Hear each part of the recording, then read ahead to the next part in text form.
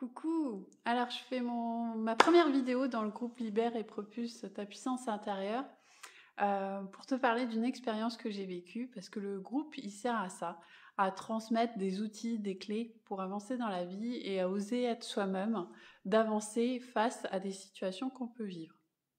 Donc là, j'ai vécu une situation et je voulais t'en parler parce qu'on peut se retrouver face à ça et j'en parle en coaching de ces expériences avec voilà, des personnes avec qui on ne s'entend pas, voire des manipulateurs. Comment les détecter, comment voir ça, mais surtout comment en sortir, gérer la situation pendant et gérer la situation après. Parce qu'émotionnellement, en tant que personne émotionnelle hypersensible, eh ben, on peut prendre ça de plein fouet et il faut pouvoir avoir le cheminement intérieur pour avancer, pour faire face. Donc voilà, pour te donner la situation, moi je suis célibataire et donc j'avais donc une rencontre avec une personne sur un point de rendez-vous. Et cette personne, déjà, je me dis, en discutant vite fait, bon, d'habitude c'est pas assez, là c'est trop, il prend trop de place, mais bon, attends Lydie, tu vas voir, va quand même au rendez-vous parce que j'aime bien vivre des expériences et je me dis, bah voilà, si je veux être moi-même, il faut aussi que je me confronte à la réalité et permettre de vivre des choses. Des fois, il faut avoir mal pour avoir ce qu'on veut derrière. Donc, voilà, je prends le défi. Je suis un peu comme ça. La meuf est complètement barrée. Mais voilà, je prends le défi et j'y vais. Et donc, le mec, super quoi, une aura hyper magnétique, super beau. Déjà, tu te dis, ok. Et donc, voilà, moi qui ai un passé de dépendance affective, je suis toujours un peu challengée là-dessus. Voilà, parce que l'univers m'envoie les expériences là-dessus. Et je vois en fait ma blessure. Est-ce que je me positionne comme ça ou pas? Et en fait, j'observais. Après, je suis coach, donc ça me permet d'observer comment je suis, comment l'autre est. Et la personne est de suite entrée dans ma tête, à me poser plein de questions, à aller très très vite. Et moi, en tant qu'hypersensible, avant, je me serais calibrée en fait à lui, à vouloir répondre, à être bien, à plaire. Et ben là, j'ai fait tout l'inverse. C'est-à-dire que il voulait prendre tellement de place que, ok, tu prends la place, mais moi je ralentis mon rythme, parce que c'est pas mon rythme. Donc limite, je parlais encore plus calmement que je vous parle d'habitude, et ça me permettait moi de me concentrer toujours sur moi. L'objectif c'était d'être sur moi et en moi. Et donc du coup, très vite ça a dégénéré et à la fin, bon voilà, j'ai dû lui dire de partir. Mais pour t'expliquer comment j'ai détecté ça, en fait, il me coupait la parole dès que je parlais. Il remettait tout en question ce que je disais. Donc moi, en fait, comme j'avais un regard sur moi, je voulais sortir du jeu. J'ai pas voulu jouer à son jeu. Et je lui dis, mais à quoi tu joues? Donc il m'explique en fait qu'il challenge les filles pour voir si elles sont franches et tout. Je dis, ouais, mais en fait, moi, je te pose des questions et tu réponds pas, mais par contre, pour moi, tu veux vraiment tout savoir. Ça faisait qu'une 20 minutes qu'on se connaissait, pour te dire. Et donc, du coup, moi, je recadrais, en fait. Je recadrais tout le temps, je sortais du jeu. Il me parlait de politique. Moi, j'aime pas parler de politique. Et donc, il me demande... Enfin, je le laisse parler. Moi, je suis dans le bon-jugement, j'essaye. Et donc, je me dis, la personne a sa perception, c'est OK. En fait, voilà, c'est son mode... elle voit la vie comme ça. C'est pas la mienne, mais je vais pas la contredire, elle a le droit. Et j'avais pas envie de m'épuiser à pouvoir lui expliquer ma démarche. Donc je lui dis, écoute, moi la politique ça m'intéresse pas, je trouve ça des énergies basses, donc j'ai pas envie d'en parler. Et puis là il m'est rentré dedans, oui mais tu peux pas dire ça, nanana. Donc là je sors du jeu parce que je voulais pas remettre une cartouche dans la machine et puis il attaque un autre sujet. Paf, paf, paf. Et là en fait moi j'allais vraiment pas bien. Et c'est là où il faut savoir s'écouter. C'est hyper important de l'autre continue à causer, c'est ok, je reviens dans moi, je respire, et je me posais les questions, comment je me sens? Pas bien, je frissonne, je me suis renfermée, je parle plus, c'est pas un moment agréable, clairement. Je suis pas venue là pour ça, C'est quoi tes besoins? Bah, de me retrouver seule et en paix, qui me foutent la paix, quoi. Ok, sauf que tu vas pas lui sortir comme ça, parce qu'il va pas du tout aimer, mais en même temps, il faut que tu poses tes limites, en toute intégrité. Et mon but, c'était... j'ai vu clairement qu'il jouait à un jeu, il voulait me foutre... il voulait me rentrer dedans et il voulait vraiment me foutre mal. Et en fait, je lui dis, écoute, tu me mets mal à l'aise, donc je préfère que tu partes. Très calmement, sans colère. Et c'était dur de lui dire ça, hein, parce qu'on se dit, oh là là, la petite fille, elle a peur de blesser. Non, bordel, t'es une adulte, il te manque de respect, il joue à un jeu que t'aimes pas du tout, qui est hyper malsain et pervers, donc il faut qu'il parte. L'objectif, c'était, il fallait qu'il parte.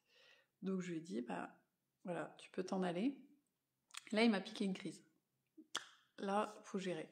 Parce que, en fait, je voyais mon ego qui était là, putain, c'est pas juste, qu'est-ce qu'il dit sur moi? Moi, je suis pas comme ça, je suis une personne bien et tout. Mais c'est un boulet. Et il y avait mon cœur qui est, protège-toi, ne dis rien, protège-toi, ne dis rien, ne rentre pas dans son jeu, ne rentre pas dans son jeu. Et putain, c'est dur. Parce que tu vas pas bien, tu gères le truc au moment, tu gères les 2 discussions, plus la discussion avec lui, quoi.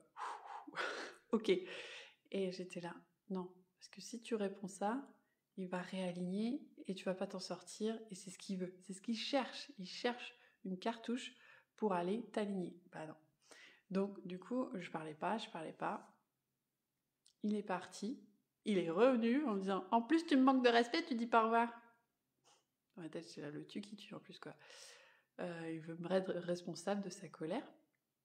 Et en plus, il a dit à un moment donné, oui, le féminin, vous faites chier, vous réfléchissez avec votre bide, et nous, les mecs, on est ancrés, on sait ce qu'on veut, et on avance. Et en fait, il me mettait coupable de sa colère envers les femmes, et il s'est défoulé sur moi, et il m'a expliqué qu'en fait, il faisait ça, il faisait beaucoup de rencarts pour tester les meufs, ok. Donc, clairement, c'est des gars à éviter.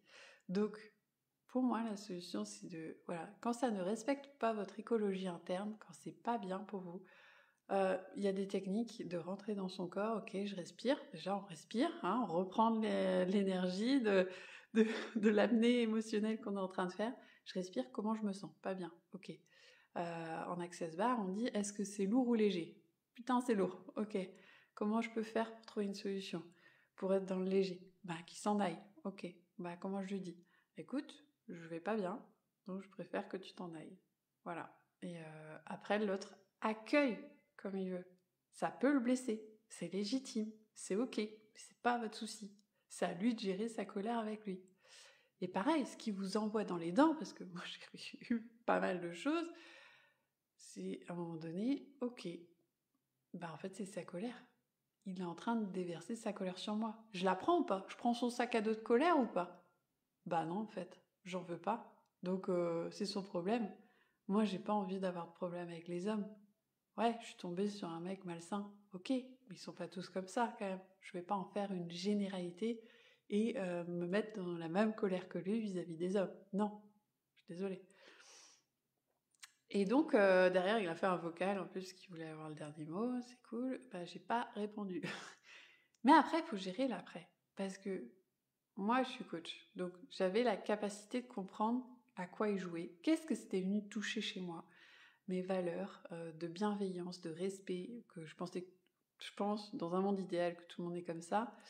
Bah non, Lydie, ça me renvoie encore à cette réalité-là, que tu peux pas changer un mec, donc t'es pas une sauveuse, donc faut lâcher prise, accepter.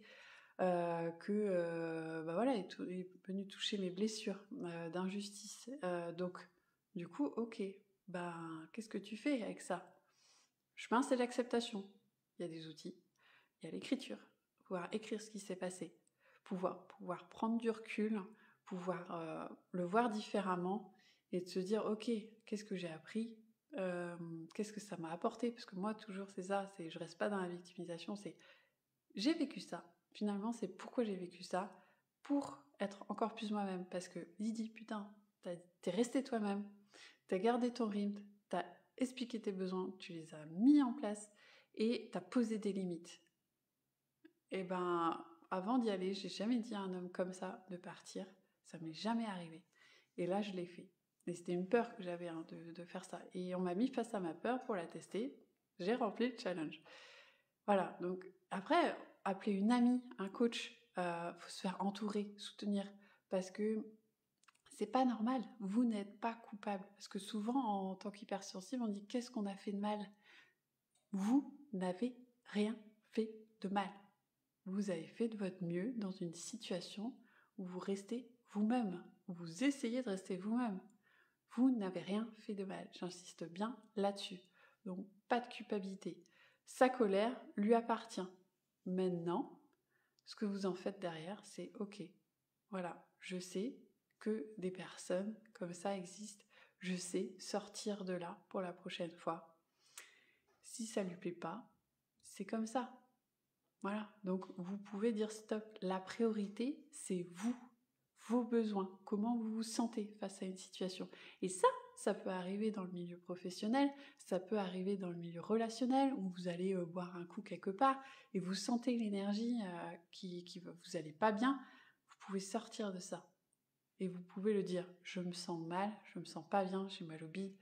Voilà, c'est pas bon pour moi, faut que ça s'arrête, faut que ça change. C'est ok, c'est hyper important de faire attention à ça parce qu'en plus, ces personnes-là ont une aura hyper magnétique, mais ils l'utilisent dans le sens inverse en transmettant des ondes négatives et en transmettant leur colère. Donc voilà, ça fait mal en plus au chakra du cœur, donc c'est important de se respecter.